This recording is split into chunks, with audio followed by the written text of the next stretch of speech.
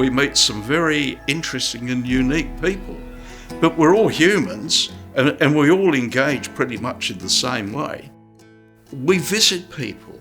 The greatest service we provide is actually being in people's presence. And I reckon that's worth 10 times the vouchers we give, 10 times their visits to hospitals or to doctors. Communication and connection.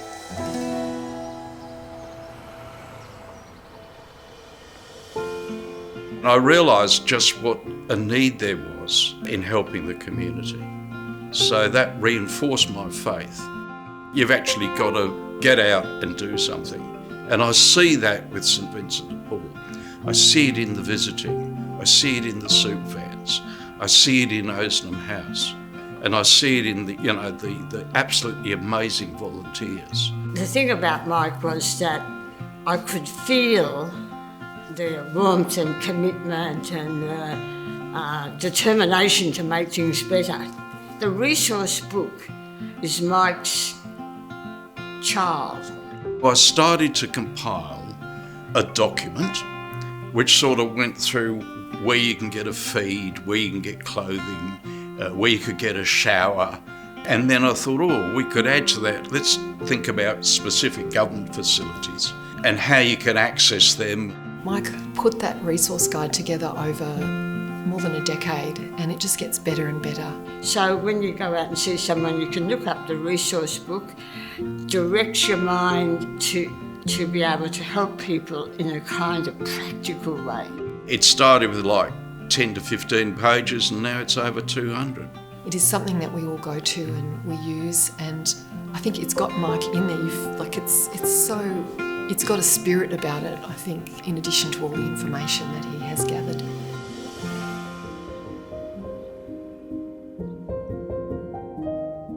Mike always had something empathic and insightful sort of to say. So he'd say things like, "Oh gee, wasn't it hard for him to ring up? Wasn't it brave of him to ring Vinny's for help?" Connection is it should be the most important word in our vocabulary.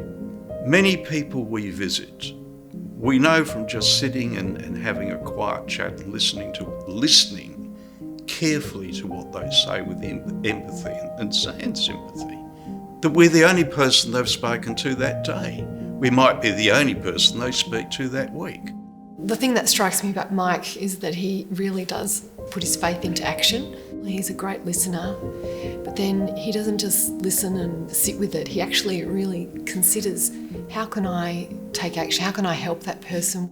I was at the high rise with one of my colleagues, and we were actually talking to the lady in the foyer of the high rise, and she said, "Thank you for coming, but I desperately need a washing machine."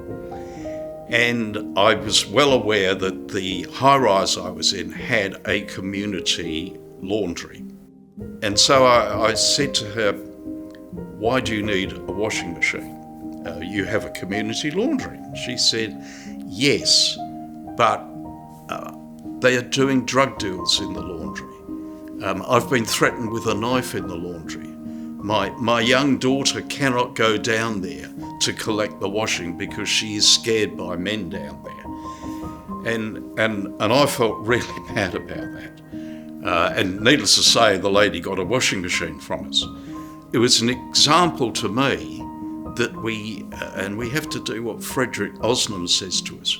We have to actually understand what the problems are of the community before we can give them genuine assistance. I'm particularly proud, I suppose, that people just give of their time, that they volunteer.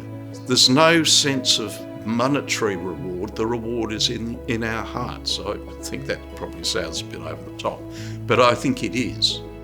I take real joy from thinking maybe we brought a little bit of comfort into their life, that they're valued as a person. And I see that through all the members. I believe I've got this reward not for me, but for the conference at St Bridget's, because absolutely everybody's a contributor.